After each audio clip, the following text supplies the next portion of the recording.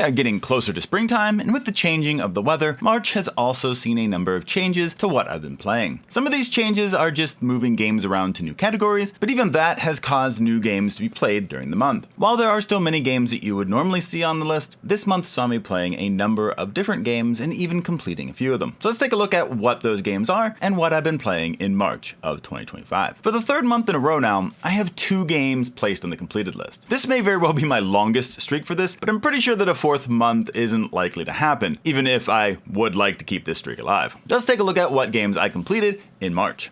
The first is the Don't Escape trilogy. This is a trilogy of short point-and-click adventure games that I overall enjoyed. They're all horror-themed in different ways, but not really all that scary in general. The first is about being a werewolf and trying to keep yourself from hurting anyone. So you have to do a bunch of things to try to make sure that you don't escape the cabin that you found and that you don't, run amok on the countryside as a werewolf. The second is about surviving an attack during the zombie apocalypse. So you're preparing your base for the attack that comes at the end of the day. And then the final game of the trilogy places you in space where you're the last surviving member of the crew and you have to figure out what happened on the ship. While these games are all enjoyable, they're all fairly short and don't have the most story to them. They do get a bit more story as you progress through the 3 games, but even the third game is a pretty short affair. I will be posting a review of this game in April to give some more thoughts, but I was happy to get through a nice short game like this.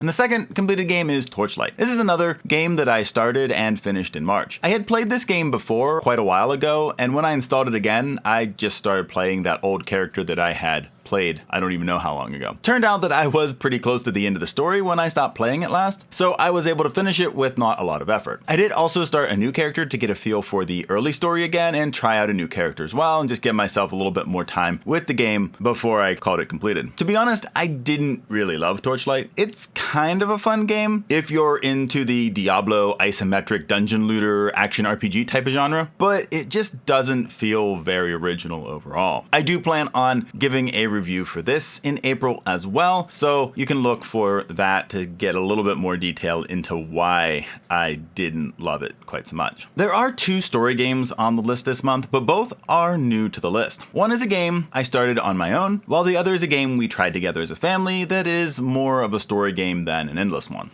The first of these games is Final Fantasy IX. After finishing Evan's Remains last month, I'm back to my journey through the Final Fantasy series. Coming off of Final Fantasy VIII, Final Fantasy IX is super enjoyable. The gameplay in particular seems so much more streamlined and fun than VIII overall. I'm also enjoying the story so far as well. I have played Final Fantasy IX before on the original PlayStation, but that has been a number of years ago. I always remember enjoying it, partly due to the return to a more traditionally fantasy-based world, and I'm finding that enjoyable this time through as well. After the more sci-fi kind of futuristic worlds of 7 and 8, getting a world that is more fantasy has been kind of nice. One thing I haven't enjoyed about Final Fantasy IX are some of the minigames I've run across. A particular one that stands out is the jump roping minigame, where you have to jump rope 1,000 times for all the rewards and for a trophy in the PlayStation 4 version. This may be the first game in the Final Fantasy series that I won't platinum due to that. I might give it a more focused try later on, but for now I want to focus on actually playing the game and getting through the story. Since you run into this mini game early on,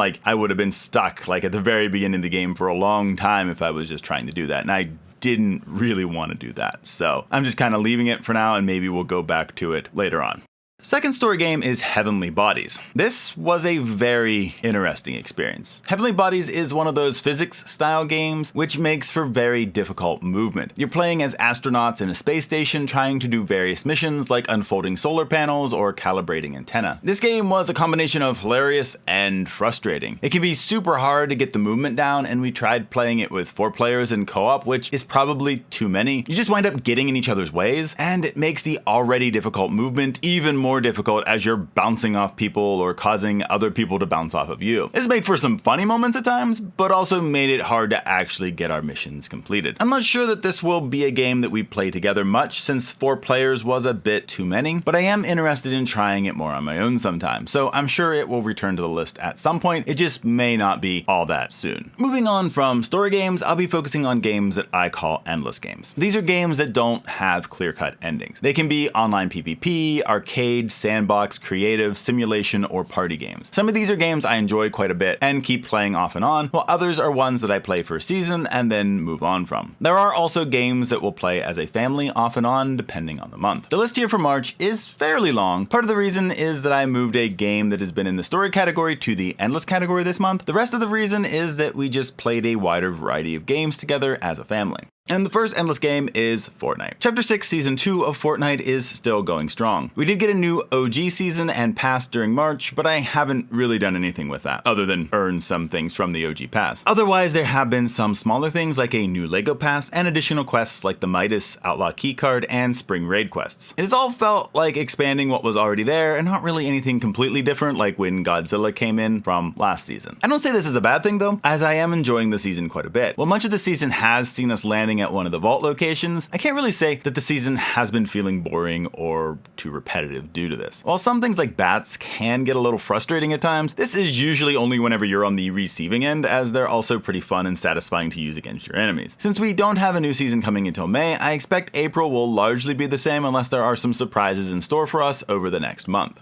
The second endless game is Marvel Snap. You could pretty much go through my Marvel Snap experience with a checklist at this point if you've watched any of these videos before. Final rank for the season in the 70s? Check. Conquest variant earned? Check. Lately, there also seems to be a special game mode every month. This month it was High Voltage, which is probably my favorite of the 3 modes we've seen so far. When you combine both the ease of earning the rewards and just the fun of the game mode itself. I think I like Sanctum Showdown a bit more in terms of the gameplay and the fun wise, but the amount of grinding that you needed in that mode to earn even a fraction of the rewards held it back quite a bit in my mind. I've also had a good number of months lately with new cards, and March continued that trend. I was able to get Agamotto, Isan, Uncle Ben, Erisham, Firehair, Nico Minaru, Moonstone, Khonshu, and the first Ghost Rider. This was a pretty good haul for the month, and I've enjoyed the cards like Agamotto, Isan, and Khonshu that I've actually used in decks so far. One thing that I have noticed over the last month is that Snap has been having some technical issues. Early on with the release of Isan, they had made a weekend quest about having Khonshu in your deck. I've had issues connecting with Conquest games, and even during High Voltage, the main screen had that the game mode was Sanctum Showdown. I just don't remember there being this many noticeable issues in the game before this. Hopefully this was just a bad month and the game doesn't keep going this way over time. Third endless game is NGU Idle. The thing about idle games is that in the month to month, you're largely not seeing that much of a difference until you hit certain milestones. In many ways, this month looks very similar to February. I'm still trying to make it through Evil difficulty. I did get a new set of equipment from the Exile Titan during March, and I continue to make progress through all the various systems in the game. The big difference is that since I was able to take out the next Titan in the game, that meant that I was able to unlock the next system in the game, which is cards. This seems like it's kind of an interesting system, but like most of these new unlocks, it will probably take some time before it really starts to get streamlined and then really pay off. So I do feel like I'm making some progress in the game still, but the progress is slow and just very incremental. And while I do kind of wish that things would go a little faster, they just don't seem to tend that way. The fourth endless game is Marvel Rivals. March continued to be a month where we played a good amount of Marvel Rivals. There weren't any big changes during the month though. There was a little event that allowed you to earn a skin for Black Widow, but the season hasn't changed quite yet. That will happen in April, which has me looking forward to seeing what the next season will be and who will get as new heroes. I've largely been playing Vanguard in Marvel Rivals. I'm fairly close to getting Magneto up to Centurion, and my hope is to eventually get him ranked up to Lord. I still don't really get to play DPS very often, but I will also play Cloak and Dagger as a strategist if people take Vanguards early on. There is usually a gap either in Vanguards or strategists in a game. DPSs tend to get taken fairly quickly, and yeah, so those tend to be the two roles that I play the most and are the characters that I play the most in each of those roles. We've definitely been enjoying Marvel Rivals as a family and have been playing it quite consistently. With these shorter quick play games, we're able to play a couple games here and there if we have a half hour to play together. I don't really see this game leaving this list anytime soon.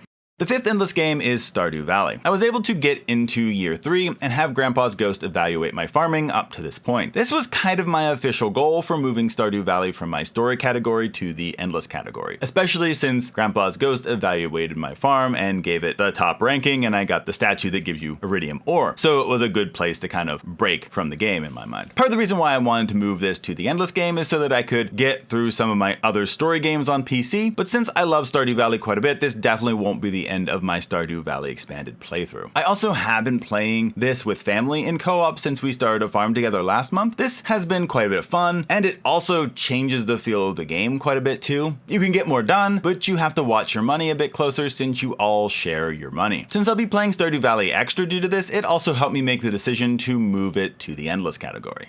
The sixth Endless game is Ultimate Chicken Horse. We only played this once during March, but continue to have a lot of fun with it. We tried out the new, at least to us, level Jungle Temple, and I think unlocked the volcano, but haven't had a chance to play that map yet. While not all of us are great at platforming, we do tend to enjoy our time playing the game, even if it is just seeing how ridiculously we can die at times. This has easily become one of my favorite local multiplayer games, and playing it more hasn't really changed that. The seventh Endless game is Jackbox Party Pack 5, 7, and 8. One night this month, we played 3 different packs. We only played 1 game out of each of these packs, but that doesn't change the fact that we played 3 different Jackbox Party Packs. We played Patently Stupid from 5, Job from 8, and then finished the night with Talking Points from number 7. And that's the nice thing about having a wide variety of Jackbox packs, is that you can go into the various collections and mix and match which games you want to play. That's also why I tend to just lump all of the Jackbox Party Packs together in one entry. While we very much enjoy them, they can also kind of be used as just one big collection of party games. The 8th and final Endless game from March is Tricky Towers. I think the last time we played this game was in 2023, so while it isn't a new game to the list, it's not one that shows up all that often. Tricky Towers is a Tetris-style puzzle game, and when playing co-op, we do a mix of all 3 of the game modes offered, and face off to see who can get first in each game mode the most. These game modes also have 3 difficulty levels as well that we throw into the mix to give a bit more variety. The game modes are Race, which is all about building your tower to reach the finish line first. Each difficulty makes the finish line further away, and the most difficult mode adds Wind that can make building your tower extra difficult because it makes it not very stable. The second is Survival, which is about placing a certain amount of blocks down as quick as possible without having any fall off. If you have, I think it's 3 that fall off, then you are eliminated. The higher difficulties add more blocks to the total needed, but will also add extra effects to make things more difficult and increase the chances of you losing pieces. The last is Puzzle, which is about trying to be the person who places the most blocks on a rather difficult level. The higher difficulties here give you more difficult starting arrangements that require some more difficult maneuvers. Overall, Tricky Towers is a pretty fun game in limited doses. It's not a game that I would want to play regularly or for very long periods of time, but for a few rounds every so often, it makes for a fun time. Looking at my trophy game for the month, it continues to be the same trophy game that I've had for the last couple of months, and that is Ys Origin. I'm currently trying to do a nightmare playthrough with Unica, and it's going pretty slowly. I'm currently stuck on a boss at the moment, but my plan in this circumstance is to just grind a level, then try to kill the boss again a few times, and continue as necessary. This is going to take quite the effort to get all the trophies for this game, but hopefully I will continue to make progress. It is a really fun game, as I do really like the story and gameplay of Ys Origin. It's just not the most fun game to try to complete on the trophy side of things, which is a little unfortunate. And that's what I played in March. I was able to get a couple story games finished again, which was super nice. There was also just a lot of different games played during the month, and I always enjoy having a nice variety. It's hard to say how next month will be, but I guess we'll see when we get there. How about you? What have you been playing in March? Let me know in the comments, as it's always fun to see what others are playing and if you would recommend those games. Hope everyone had a great month and that you've been playing games that you enjoy. That's all for now though, so I'll see you in the next video.